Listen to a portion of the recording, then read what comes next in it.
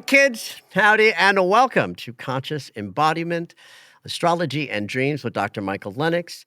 It is the 30th of September, which means we're almost in October. So we're talking about the week from September 30th through October 6th. Smack a dab in the wormhole of eclipses. We got our next one this week. Bumpy time for most people. I mean, I don't know about your world, so, but I'm hearing from a lot of people about emotional pain, a lot of difficulty sleeping. I have had a lot of difficulty sleeping in this eclipse wormhole. And we're just about to go on Wednesday through the next sort of hit, the next eclipses in the middle of this week. I did get hit by the moon that we had, that moon, and I'm Oh, yeah, assuming that it's full part of the moon was wormhole. And epic. And then the days after it, when this grand trial, anyway, yeah, it was. We're in we're in a crazy little wormhole. So first, I want to plug again the Mars retrograde webinar. It's already happened live, but the recording is there for your use. So just head on over to michaellennox.com and pick that up if you want to have some support. We're actually going to talk about the beginning of Mars's shadow at the end of the podcast today, or the end of the astrology segment, because that begins at the end of the week. So you have all week to watch the webinar and get ready for this 6-month process that's about to start. So a bunch of weeks ago, quite a few weeks ago, Sally wrote me a question about the Mars-Uranus conjunction that was happening. And I never answered that question because the question itself, and sorry, Sally, it was just too personal. It was all about your chart and the impact of Mars and Uranus on you. And so I don't answer questions like that. But you did mention about the impact of a Mars return and what that means and what that is. And so I thought I'd do a quick little answer segment on returns. So I'm going to start with the return that everybody gets because it's the birthday, your solar return. Everybody understands what a birthday is, but I'm going to put it in astrological terms. The sun represents the center of us, our I am presence. And so when the sun returns to where it was when we were born, in astrological parlance, it means that the planet in question, or in this case, the luminary, the sun, the planet in question returning kicks up its own consciousness in a big, big way. So when it's the sun, it's our sense of self. Now, we call that our birthday, and that's what we call it in like the world of social interactions. But the astrological corollary is the sun coming back to the position, the sun returning, and so it's the sun consciousness that we emphasize at the solar return, the birthday. So every return follows the same model. Every 28 and a quarter days, we have a lunar return where we come back to like our factory installed settings for how we relate to our unconscious. The Mercury return, which is the fastest of the personal planets, happens about once a year where we get aligned with our thinking and voices and how we use communication. Sort of, again, I always use this cute little back to your factory installed sort of presets. So it's a powerful moment in the mind of the person who's experiencing their Mercury return. So the same thing is true of the Venus return and the Mars return, which happen a little less frequently, about every 2 years, where when Venus returns, we're back to the understanding of how we give and receive love that's natural to us. But we've learned a few things. Like every solar return is different because we're hopefully 1 year older and wiser. Every Venus return is different because we've gone through a lot of emotional upgrades so that when the planet returns to its original position, it also integrates everything it learned since the last time it came home, where the first time it came home was at your birth. So the Mars return follows the same dynamic, only now it's about how we relate to action, choices, goals, anger. And the same thing. It's like as Mars moves around the ecliptic, takes 2 years to sort of come back to his native position, and we've figured some things out about how we act and choose and do and relate to our bodies, and that gets installed into us so that we then are able to move more powerfully because we've grown and learned and are moving in different ways. And of course, the social planets return. Every 12 years, we have a Jupiter return. And that's always a year where we're usually a little more abundant. We understand prosperity better. We upgrade our understanding that we are co-creating our lives. And if we create an idea and fill ourselves with feeling, we might attract that thing. And that becomes more powerfully downloaded into us at the every 12-year Jupiter return. Saturn return, everybody knows about because it's like the hardest threshold at 29, 59, and 99 if you live that long to like have the wisdom you need to make it over to the next threshold. The first 30 years of adulthood, the second 30 years of like wisdom and elder, and the third 30 where we're just sort of like winding down towards the most graceful death we can. And speaking of graceful deaths, the last planet that will return for anybody who lives to 85, because at 84 we have our Uranus return, which is the life cycle of the human organism. In fact, my mother died exactly at her Uranus return, and I remember at one point saying, wow. "Thanks, Mom." I appreciated that on two levels. For once, it was good for her to pass. We all are happier now that she's passed, and we can move on from what it was like to be her children. But also, it is the natural end of the life cycle. I'm putting in my orders. I want to die on my Uranus return because I don't want to stay any longer than my body will be functional. Anyway, that's the story of returns, kids, and they're beautiful and powerful. And you go to the consciousness of the planet in question to understand the essence of the return in question.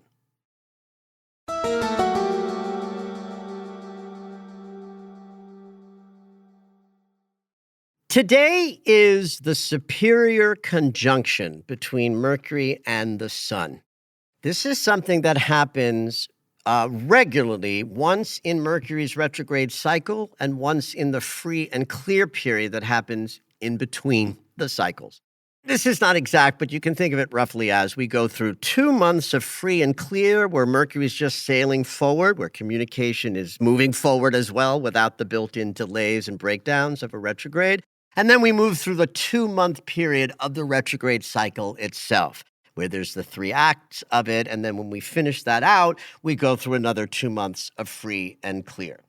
In each of those sort of 2-month segments of Mercury's cycle, Mercury and the Sun come together by conjunction. This is because Mercury is never far from the Sun from our perspective, because as we look up from the Earth to the Sun, Mercury as the first planet with a very fast orbit, we don't see Mercury any further than like 17 degrees on either side of the Sun, ever.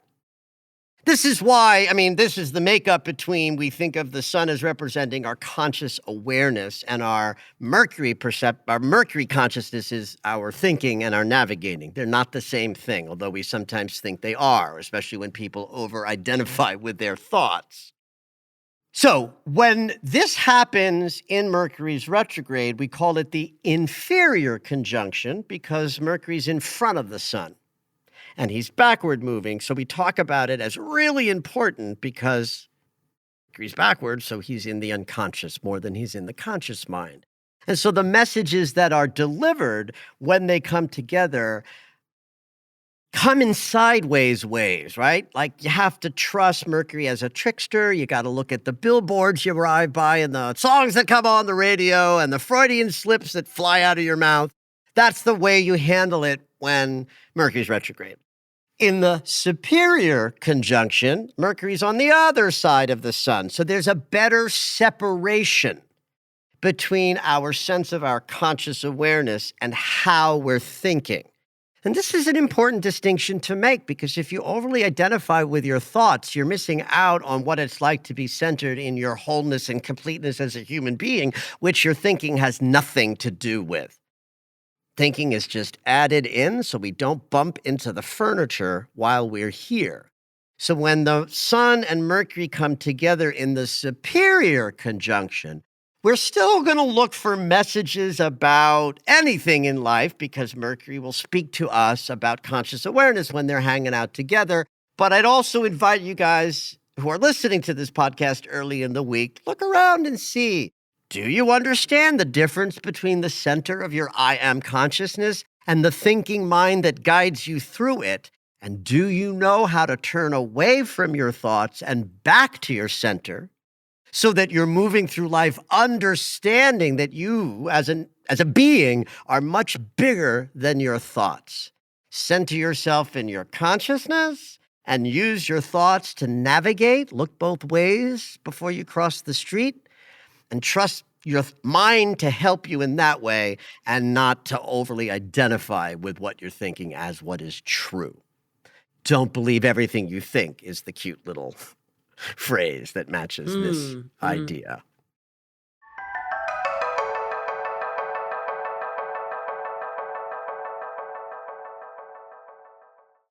The big news of the week, of course, is the new moon in Libra, which is also a solar eclipse. So eclipse time is here. It hits Wednesday, 11:50 a.m. Pacific time is the moment it's exact.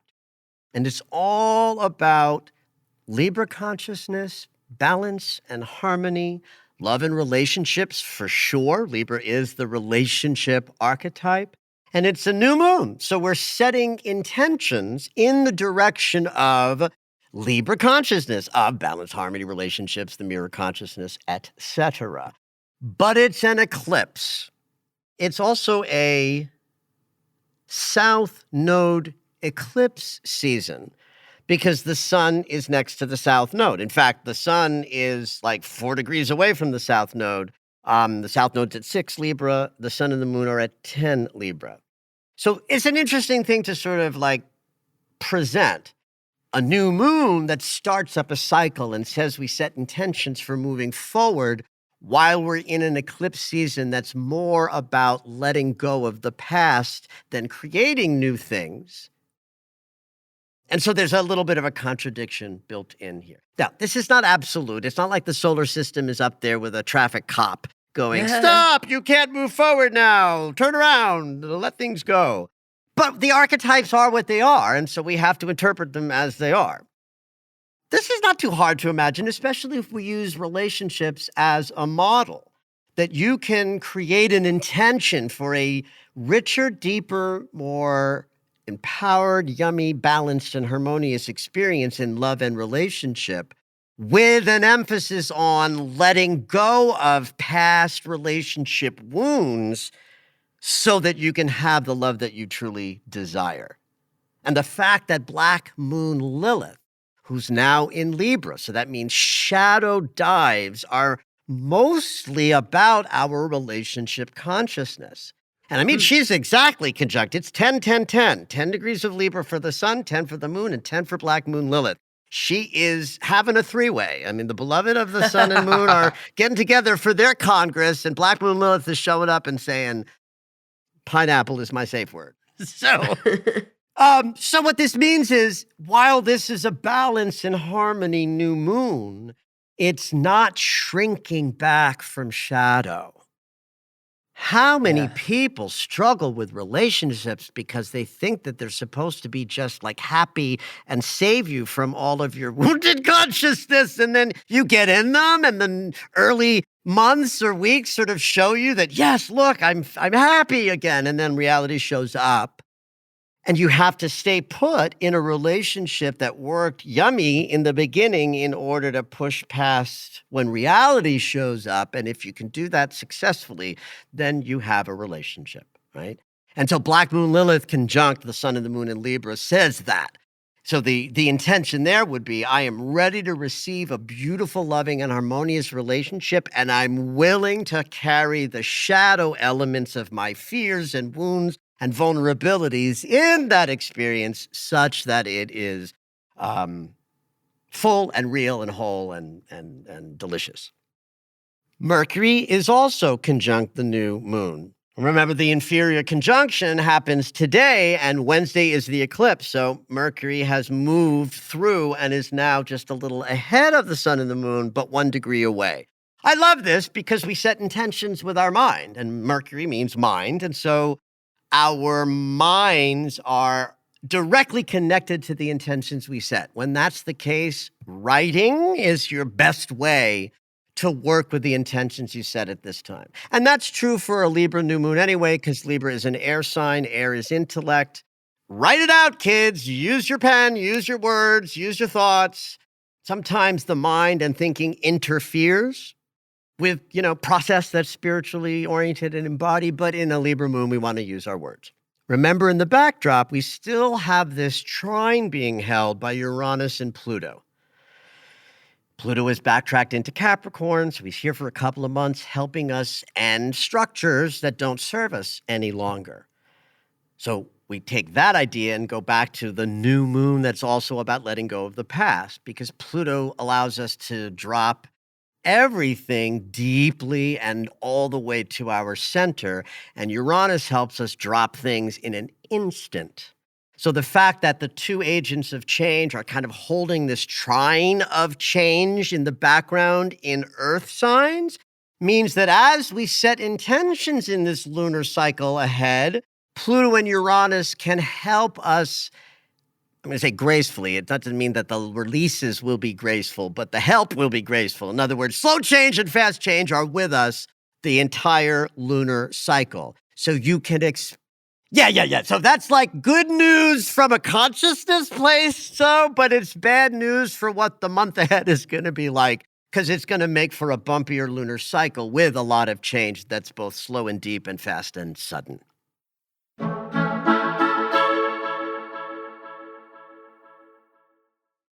Now, you've got Sun, Moon, Mercury in an air sign. You got Pluto and Uranus in Earth.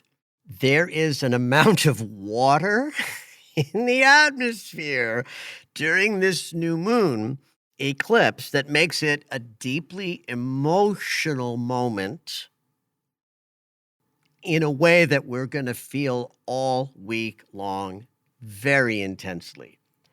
So for those of you who are already feeling a lot of feels and deep emotions, get your snorkel. Oh man. Yeah,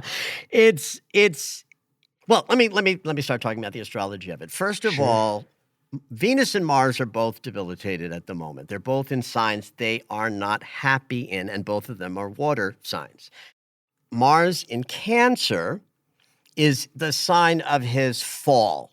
That means it's opposite the sign of his exaltation. Blah, blah, blah. These are astro words that I'm sure some of you know what they mean, but for those of you who don't, fall just means not happy, and archetypally it makes sense. Mars is about action, fiery movement, choices, sex, all of the physical stuff, and Cancer is a very contained water sign, very feminine and very limited. And Mars objects to those limitations because he wants his fiery freedom.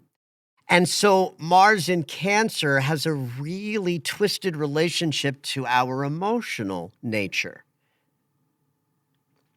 I love, hearing, men out there in the world go, women are so emotional. And it's like, I'm sorry, Mr. Man, did you not know that anger is an emotion?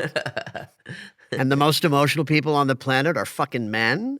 And when they get emotional, there's an anger connected to it that turns into violence and misogyny and all of the ragey things. And that's a Mars in Cancer consciousness. So Mars in Cancer is trining Venus in Scorpio. That's another unhappy place. So Venus in Scorpio is in what's called her detriment. Detriment means the opposite of a ruling sign.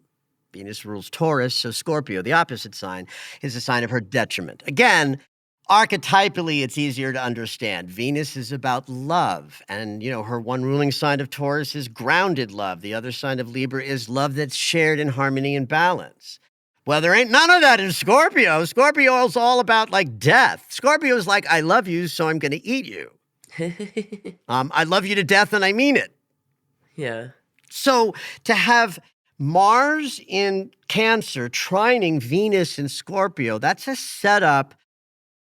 Well, it's interesting because on one hand, Mars and Venus in a trine is a setup for balance between masculine principle and feminine principle, because Mars is masculine and Venus is feminine as it lives in us on the personal level. And a trine is flow, harmony, like both hot and cold water turned on full blast, so you get a nice torrent of warm. But the water signs and the detriment and fall really tell a whole other story. We might be feeling balanced on one way, masculine to feminine, but all of that water has us in the feels, and in the feels in a way that could be problematic because Venus in Scorpio is overwhelmed by feelings and Mars in Cancer reacts to feelings in a kind of get me out of here sensibility. And both of them are trining Saturn in Pisces. So that means it's lesson time around how to contain an overwhelming amount of emotionality and feelings.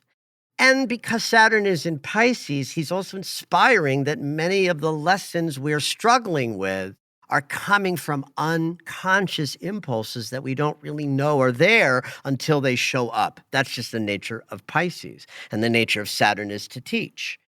So, at the moment of the new moon, this grand water trine is fairly close to what I would call exact. And so you can be assured that there's deep feels in the eclipse in the middle of the week and that the whole lunar cycle up ahead features a lot of deep feelings. In some ways, this is the end of what we call the eclipse wormhole because the wormhole is the time between eclipses. And this is the last eclipse of the season. And then we're out of eclipse season. But keep in mind, it's a new moon, which means we have a whole lunar cycle ahead. And while it's no longer eclipse season, technically, we are going to be in a lunar cycle generated by an eclipse.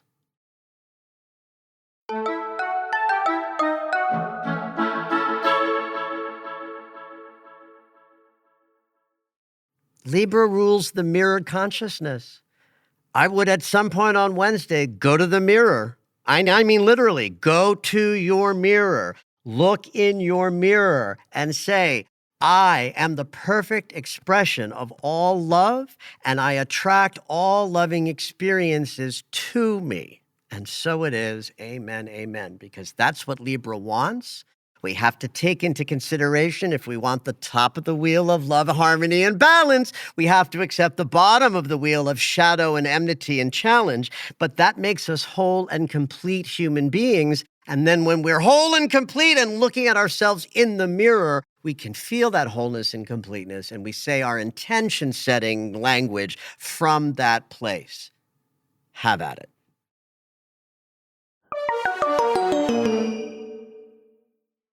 The weekend is going to be deeply, deeply emotional because that grand water trine that's hinted at in the eclipse starts to come into what we call perfection. That's the word we use in astrology for an angle that's exact. So on Thursday, Venus comes into perfection of her trine with Saturn, and then like Sunday, she perfects the trine with Mars. So it just means that Thursday, Friday, Saturday, and Sunday, that watery grand trine is like spinning like a washing machine, the turbulent cycle. It's lots of water, lots of tumult. And because we've already talked about the debilitation of both Mars and Venus, you can expect a lot of feels over the weekend. Don't be surprised. But do start paying attention because on Saturday, and in some ways Friday, because, depending on where you live time zone wise, on the 4th is the beginning of Mars's retrograde cycle. So that first act, which is always, like I call it, the brochure of the cycle.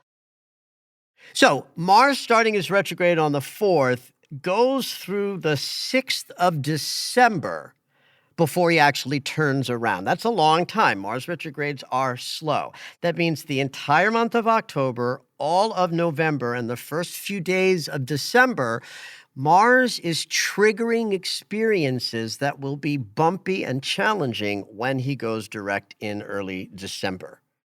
So this begins now. I'll mention this at the top of next week's podcast as well. And of course, if you haven't read, if you haven't seen the webinar, you really might think about getting it because it's going to be a healing and bumpy process. And if you want support, I'm offering it. But start paying attention to anything that relates to how you make decisions, how you relate to work and goals, projects, How you relate to your physical body, both in the world of like fitness and nutrition and love and liking, the body you're in. If you hate the way your body looks, you might use the retrograde to lean into how your body feels instead of, considering it from the outside. So you want to look for the things that life is going to present to you that are Mars related, action related. Like I'm an angry person, right? So I'm going to be looking a lot at my anger with Mars going retrograde because it's in Cancer. And, Mars in Cancer has an interesting relationship to anger. So do I. And, Mhm. so like that's on my mind. So you need to think about what's on your mind with regard to your embodiment over the next couple of months, because we go through a process that can help us shift how we behave, how we act, how we choose, and how we embody our lives. But it's done best by paying attention to what the universe has to tell you over the next 2 months. Then you add your desires and intentions when Mars turns around, and then you're working this thing like you're cooking with gas. But the beginning of it is this weekend. Start paying attention to all the Martian issues, and you will be well supported up ahead. Have at it. Did you know that Michael has a daily astro alert? If you enjoy hearing the weekly astrology, you might like knowing more about each day. When you subscribe for the daily astro alerts, you'll get an in-depth explanation of the day's astrology sent right to your email. Subscriptions are only $10 a month, or you can purchase the yearly subscription at the reduced price of $100. To subscribe, head over to michaellennox.com.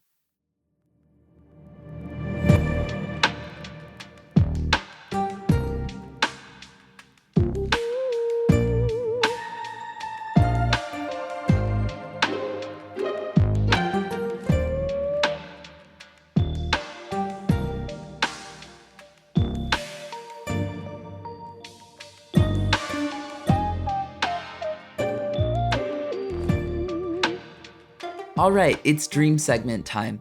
Every week, Dr. Michael will interpret dreams that are sent in via email or take a live caller.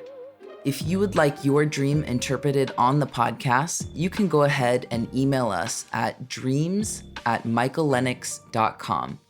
Hopefully your dream will make it onto the show.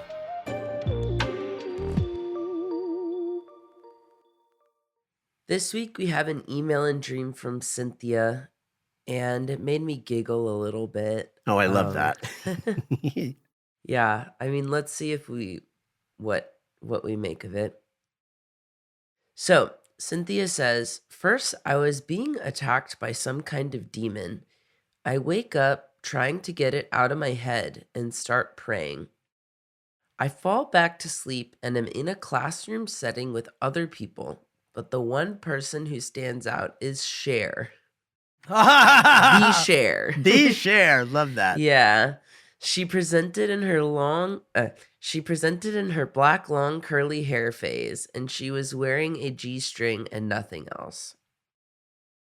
Looking at myself, I had on a one-piece outfit that covered more than Cher's. I felt brave and asked her to sign my butt, and if she did, I would wear what she was wearing. She said, sure, let's go in the other room, and then you can show it off. She opened the door, and I shimmied in, but there was a short man in there and electronics behind cabinet doors. He was going to destroy the world. There was another man who was good and wouldn't follow the bad guy. There's also another woman in the room who seemed to be his assistant and was also on the good side. I said we have to come up with a plan fast so he doesn't destroy the world." Right. Okay, we got one more paragraph. Is this too wild? Yeah, let's see where we go. Okay. He tells the assistant to give him his glasses. I realize he's blind as a bat without them, so I grab the glasses off his face and throw them into the other room where Cher was. He yells to the other man to get me another pair of glasses, and they had to be made, but he was ultra rich, so he could make them in a few minutes. So anyways, he gets glasses, and then she grabs them before he puts them on and smashes them. Now he's getting mad. The other guy tries to escape through a hole that appears in the floor, exposing dirt. It's a tunnel, so there's no way there was light at the end of the tunnel. It wasn't clear if the tunnel would be big enough all the way to reach light to escape, or if it would be a death trap. The guy goes in, and I'm not in agreement, telling him he can get trapped and die. I turn now with tongs from my kitchen and start beating the rich guy between the legs. He opens his legs wider and says, "Go ahead, you can't hurt me." Then I wake up. What the heck is this all about? Wow. Kind of crazy. So I don't know what you think, but I liked Well, Cher. the only hesitancy I have about the dream is that it speaks something to me very powerfully. And without Cynthia here, let me just start and see where we go with this. To me, this all Okay. feels like it's about the male gaze, right? You've got two men, a good one and a bad one. Yeah. The bad one, the one we want to get rid of, it is about his gaze. It's all about getting rid of his glasses. Oh, okay. Yeah. Right? So it's like, I see yes, it might look like it's about, we got to stop him from blowing up the world, but it's not an action-adventure movie. It's a personal dream about Cynthia's deeper psyche. And I don't think that Cynthia's dreaming about saving the world. And part of how I know is she's almost naked. So there's a vulnerability that she's expressing, but the avatar of aspiration for that nakedness and visibility is Cher. Cher embodies a sense of, I create what my gaze wants, right? She was rebellious in wearing what she wanted outrageously, and all of it was deeply revealing. But she embodies a rebelliousness in that never, at least from my understanding, never looked or felt like she was dressing naked so that men would pay attention to her. She was dressing for herself.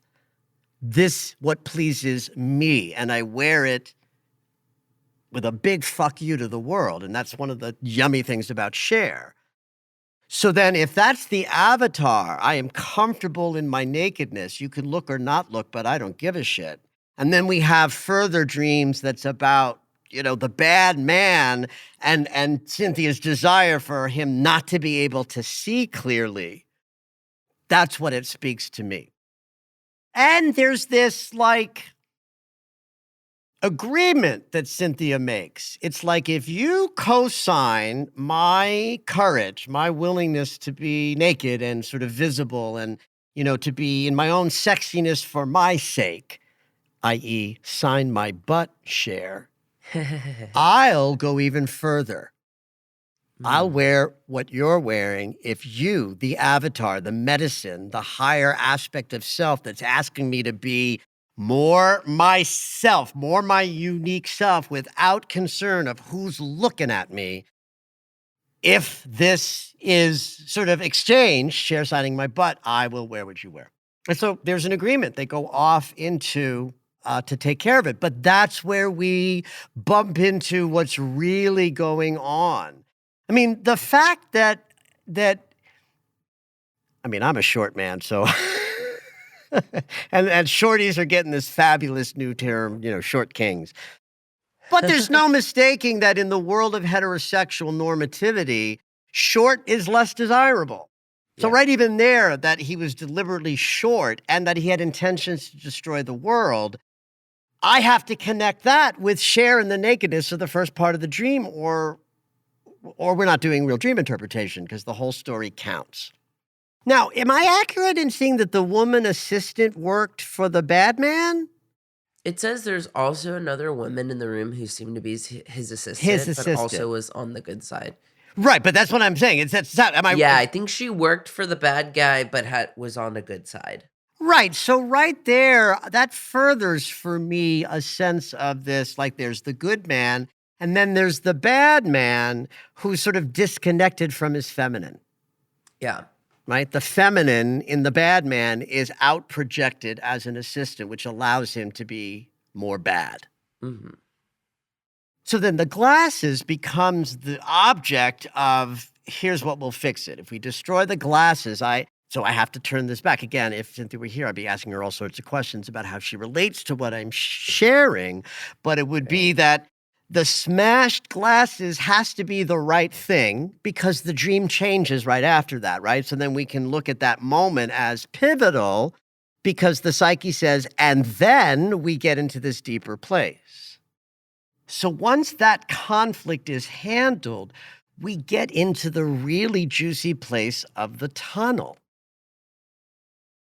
Tunnels are all about processes and excavations in places typically unseen.